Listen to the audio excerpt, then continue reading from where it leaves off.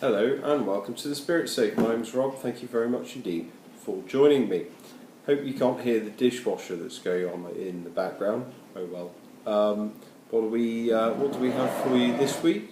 We have the Maker's Mark Kentucky Straight Bourbon from the distillery of the same name.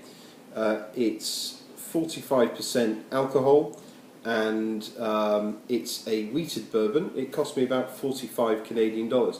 You see this all over the place, don't you? On the back of every bar with this distinctive red seal, which I thought was kind of a plasticky thing made to look like a wax seal, and they just kind of heat shrunk the plastic on. But no, they actually hand dip every bottle at the distillery, which I think is quite a nice touch. And apparently they sort of hand perforate the labels as well. So, yeah, not too expensive, very, very available, distinctive looking thing. So, you know, I've had a bottle of it in the dim and distant past, and I thought now's the time to... Well, actually, no, I haven't had a bottle myself, but I've had little nips of other people's bottles of it in the past. So, here we go. Quite a nice, dark colour to it.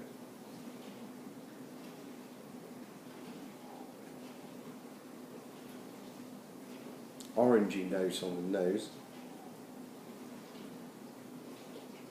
vanilla and honey, and an alcohol note as well. Kind of raisins soaked in brandy.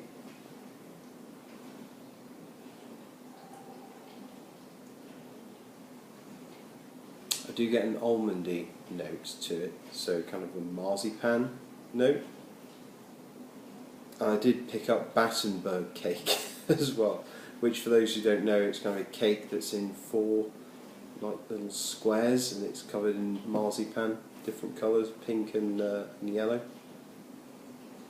There's a healthy amount of mint, fresh mint.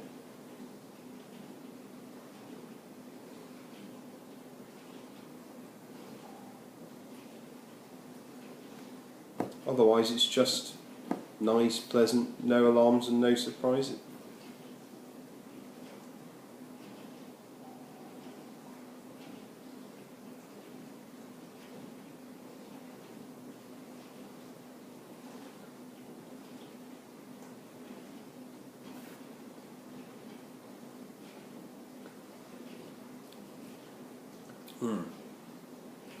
Nice and sweet. Then you get a woody vanilla note.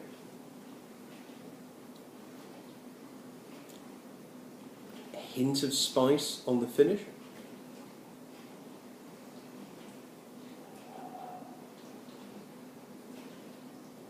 More creamy vanilla notes beginning to appear.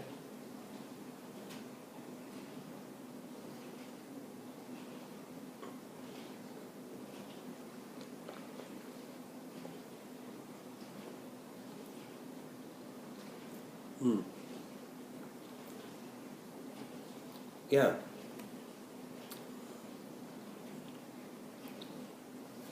It just goes down really nicely, to be quite frank. For the price, 45 Canadian dollars, bottled at 45%. Don't know how it's priced or bottled in the UK, what ABV it's bottled at. It could be as low as 40%, but it's a popular dram, it's all over the place, and I'm sort of glad that it is, because it's a Kentucky straight bourbon. It's made to a certain standard. It's not just Dave's whiskey or anything. It's very nice. It goes down very well. And on the finish, there is a hint of the bitter lemon, not a bitter lemon, but the soft drink that was popular in the 70s and 80s. I get quite a bit of that on the finish, but the finish isn't long. It's all about enjoy. I think this is just created, to be honest, for sipping. It's at the right price for an artisan style product. I mean, maybe I'm being led too much by the wax seal when I say that, but for an artisan style product, very nicely priced, goes down well, and I'm enjoying it. Where does it fit on the bourbon board? I'd say it's probably one below the Woodford Reserve. So above the Knob Creek 9, but below the Woodford Reserve.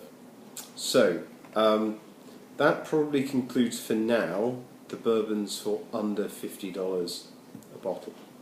The next 2 or 3 that I do will probably be 55 to 100 Canadian dollars plus tax.